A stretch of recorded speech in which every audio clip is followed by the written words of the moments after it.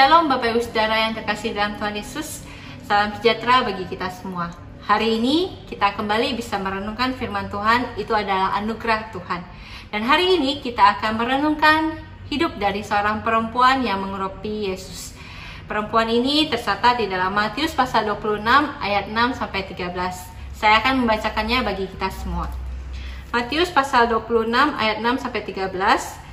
Ketika Yesus berada di Betania di rumah Simon si Kusta, datanglah seorang perempuan kepadanya yang membawa sebuah buli-buli pualam berisi minyak wangi yang mahal. Minyak itu dicurahkannya ke atas kepala Yesus yang sedang duduk makan. Melihat itu murid-murid gusar dan berkata, "Untuk apa pemborosan ini? Sebab minyak itu dapat dijual dengan mahal dan uangnya dapat diberikan kepada orang-orang miskin." Tetapi Yesus mengetahui pikiran mereka lalu berkata, "Mengapa kamu menyusahkan perempuan ini? Sebab ia telah melakukan suatu perbuatan yang baik kepadaku. Karena orang-orang miskin selalu ada padamu, tetapi aku tidak akan selalu bersama-sama kamu. Sebab dengan mencurahkan minyak itu ke tubuhku, ia membuat suatu persiapan untuk penguburanku. Aku berkata kepadamu, sesungguhnya di mana saja Injil ini diberitakan di seluruh dunia, apa yang dilakukannya ini akan disebut juga untuk mengingat dia." Bapak Ibu Saudara, satu hal yang menarik dalam bagian ini adalah pada waktu Yesus berkata, di mana saja Injil ini diberitakan di seluruh dunia, apa yang dilakukan oleh perempuan ini akan disebut juga untuk mengingat dia. Bapak Ibu Saudara, apa yang perempuan ini lakukan? Di dalam bagian firman Tuhan tadi sangat jelas bahwa perempuan ini mengurapi Yesus dengan minyak.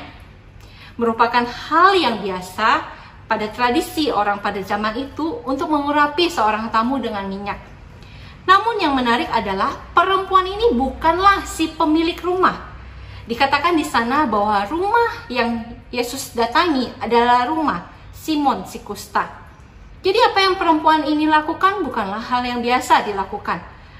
Hal yang lebih menariknya adalah perempuan ini datang ke sana mengurapi Yesus dengan sebuah minyak yang sangat mahal.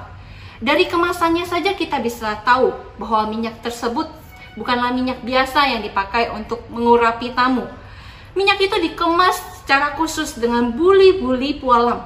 Buli-buli yang terbuat dari marmer putih yang khusus dibuat untuk menyimpan minyak yang berharga. Di dalam bagian Injil lain mencatat bahwa harga minyak tersebut adalah sebesar upah 300 hari kerja. Bapak Ibu Saudara bisa bayangkan 300 upah hari kerja. Itu artinya minyak tersebut sangatlah mahal. Maka tidak heran jika pada waktu itu murid-murid Tuhan Yesus gusar dan berkata bahwa ini adalah sebuah pemborosan. Bahkan para murid berpikir ini adalah tindakan yang bodoh sebenarnya. Kita membuang minyak tersebut secara percuma, padahal lebih baik diberikan kepada orang-orang miskin saja. Namun Bapak Ibu Saudara, apa yang dilihat oleh Yesus jauh berbeda dengan apa yang dilihat oleh para murid. Tindakan luar biasa yang dilakukan oleh perempuan ini tidak dilihat Yesus sebagai sebuah tindakan pemborosan. Tindakan ini merupakan sebuah tindakan yang indah.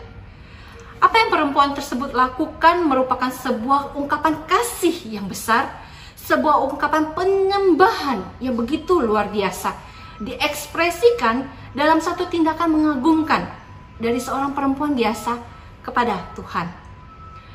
Bahkan Yesus berkata bahwa pengurapan dengan minyak mahal itu ada persiapan yang sangat layak bagi kematiannya, karena dia adalah raja di atas segala raja. Bapak Ibu Saudara, apa yang dicatat di dalam Injil tidak merujuk kepada siapa perempuan itu.